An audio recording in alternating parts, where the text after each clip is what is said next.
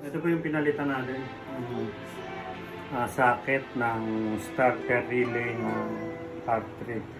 Ito yung bago niya. Ayan. So, okay naman siya. Kinabit natin, nilinis natin, pinalitan ng mga cable para wala ng mga dugtong-dugtong. Nilinis natin to. Tapos, nilinis natin yung sa ilalim mga fuse.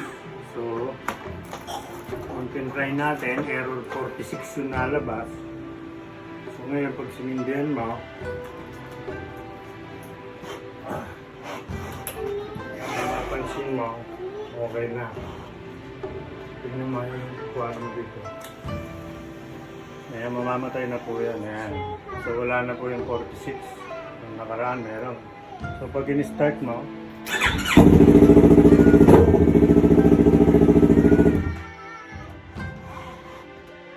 okay na po siya. Tapos babalik na natin lahat. Okay na po. Gawa na po ang ating motor. Ayan. Bigyan lang ng tips para sa mga gustong magawa na kayo lang.